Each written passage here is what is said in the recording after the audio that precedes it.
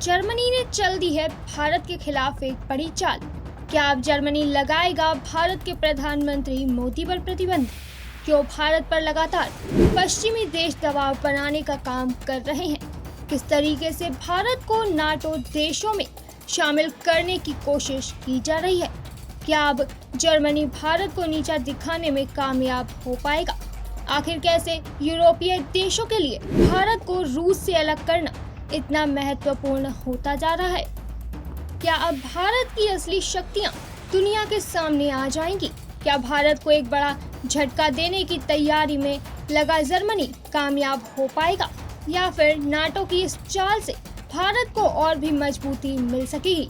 आखिर क्या हुआ जर्मनी को जो वह भारत के ऊपर प्रतिबंध लगाने के लिए उतावला हो रहा है? भारत के निष्पक्ष होने पर क्यों जर्मनी ने एक बड़ा फैसला लेने की तैयारी कर ली है? क्या जर्मनी के इस फैसले से भारत को कोई भी नुकसान हो सकता है? आखिर किस तरीके से भारत पश्चिमी देशों के लिए एक बड़ा संकट बनने लगा है? क्यों अब नाटो भारत को दुनिया की सभी बड़ी अंतर्राष्ट्रीय बैठकों से अलग करने की तैयारी में लगा हुआ है? क्या वास्तव में जर्मनी अब भारत को अपने देश में होने वाली बैठक से दूर रख पाएगा? आखिर आने वाले समय में क्या भारत के ऊपर रूस के समर्थन को लेकर नाटो देशों द्वारा एक बड़ा दबाव बनाया जा सकता है? आखिर कैसे भारत इस समय सभी नाटो देशों के निशाने पर है? इसके बारे में अगर आप भी जानना चाहते हैं तो हमारे साथ इस वीडियो के एंड तक बने रहें। और अगर आपको यह वीडियो पसंद आए तो इसे लाइक, शेयर और कमेंट करना बिल्कुल ना भूलें। जर्मनी की साजिश का क्या भारत पर बुरा प्रभाव पड़ सकता है? एक तरफ रूस और यूक्रेन के युद्ध में जिस तरीके से भारत ने खुद को न्यूट्रल रखा हुआ है और हमेशा एक निष्पक्ष देश की तरह अपनी बात रखी है, तो वहीं दूसरी तरफ भारत ने अमेरिका को साफ तौर पर यह भी दिखा दिया है कि भले ही कुछ भी हो जाए लेकिन वह रूस का साथ नहीं छोड़ेगा।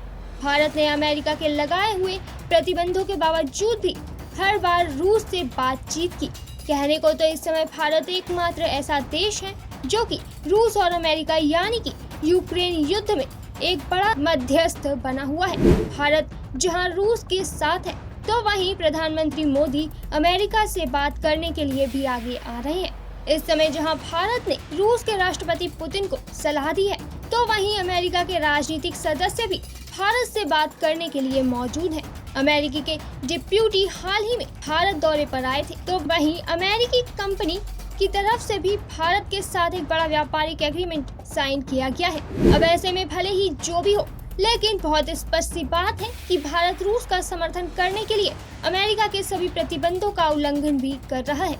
भारत ने अमेरिका के रूस पर लगाए हुए सभी प्रतिबंधों को एक झटके में ही तोड़ दिया। दुनिया में सब कुछ नजरअंदाज करके मोदी सरकार ने रूस के साथ तेल की डील की, और इतना ही नहीं बल्कि रूस के साथ बातचीत कर वहां के विदेश मंत्री को अपने देश में भी बुला लिया और यहां उनके साथ कई बड़े समझौतों पर हस्ताक्षर भी कर लिए। पर अभी तक भारत की किसी भी हरकत पर अमेरिका ने कोई भी फैसला नहीं लिया था और न ही भारत पर कोई भी प्रतिबंध लगाया था। लेकिन अब एक सवाल जो कि इस समय काफी सुर्खियों में बना हुआ है, वह ये है कि क्या अब मोदी सरकार को नाटो की तरफ से बायकॉट करने की कोशिश की जा रही है? आखिर किस तरीके से अब जर्मनी भारत को आंखें दिखाने का काम करने लगा है? अब जर्मनी की तरफ से जो फैसला लिया गया है, आखिर इस फैसले में कितनी सच्चाई है और क्या वास्तव में यह फैसला भारत के ऊपर लागू किया जाएगा या फिर यह महज एक अपवाद है? जर्मनी की तरफ से भारत का विरोध करने के लिए जो बात सामने आई है वो यह है कि इस बार जर्मनी ने भारत को G7 की बैठक में शामिल होने से मना कर दिया है। जर्मनी ने G7 की गेस्ट लिस्ट से भारत को हटाने की साजिश पर काम शुरू कर दिया है। जर्मनी नहीं चाहता कि भारत के प्रधानमंत्री मोदी जर्मनी में होने वाली G7 की बैठक में शामिल हो।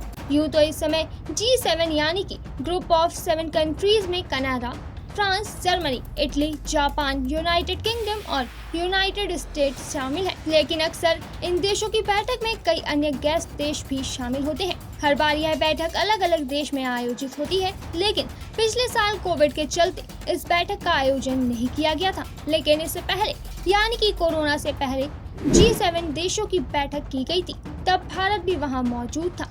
पर अब जून में जो G7 कंट्रीज की बैठक होगी उसमें शायद गेस्ट के रूप में भारत वहां मौजूद नहीं होगा। यूक्रेन में रूस के हमले पर भारत के न्यूट्रल होने पर अमेरिका समेत नाटो देशों के मुंह फूले हुए हैं, लेकिन लगता है कि जर्मनी भारत से कुछ ज्यादा ही नाराज है।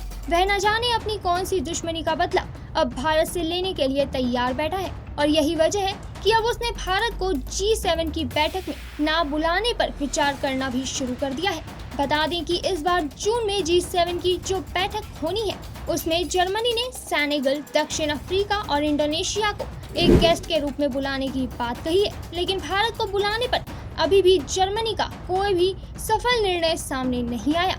लेकिन भले ही जर्मनी कुछ भी कह ले, पर जर्मनी का बाप यानी कि अमेरिका तो अपने मुंह पर ताला लगाकर बैठा है और फिर अंतिम निर्णय भी उसी का होगा।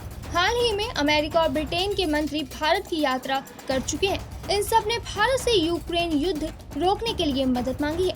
भारत के प्रधानमंत्री नरेंद्र मोदी ने अमेरिकी राष्ट्रपति जो बाइडेन से वर्चुअल बैठक की है और फिर भारत तो अपनी सकारात्मकता के साथ लगातार वो काम कर रहा है जिससे किसी भी देश को कोई दिक्कत नहीं होनी चाहिए, क्योंकि इस समय भारत एक दोस्त या व्यापार के नाते रूस से बात कर रहा है, न कि उसे यूक्रेन के खिलाफ भड़काने के लिए। और फिर भारत ने तो खुद रूस और यूक्रेन से युद्ध को छोड़कर आपस में बैठकर बात करने को कहा है।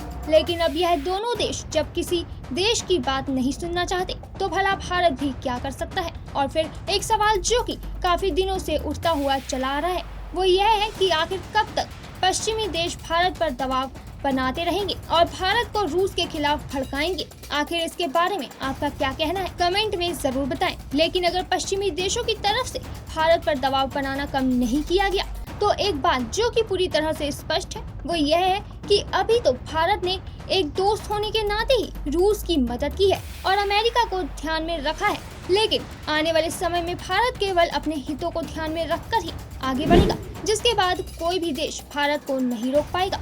और फिर भले ही पश्चिमी देश हो या फिर जर्मनी, इन सबको समझना चाहिए कि भारत ने अभी तक रूस को यूक्रेन के विरोध में नहीं भड़काया और भारत शुरू से ही रूस और यूक्रेन युद्ध के विरोध में रहा है। तो ऐसे में नाटो देशों के सामने से चिल्लाने से तो कुछ भी नहीं होगा। लेकिन जैसे ही यह बात उड़ने लगी कि भारत को जर्मनी अब G7 की बैठक में एक गेस्ट के तौर पर न बुलाने की तैयारी में लगा हुआ है, तभी से ही दुनिया में एक अलग ही हलचल फैली हुई है। और ऐसे में जर्मनी सरकार के प्रवक्ता स्टीफन हेबस्ट्रेट का कहना है कि जैसे ही उनकी सरकार G7 की बैठक में आने वाले मेहमान देशों की सूची तैयार कर लेगी, उसे सार्वजनिक कर दिया जाएगा।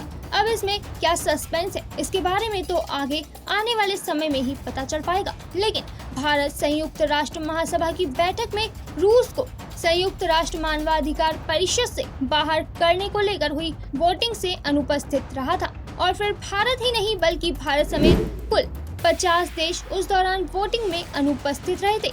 तो अब जर्मनी जो भी फैसला लेगा वह इस बात को भी ध्यान में रखकर जरूर लेगा।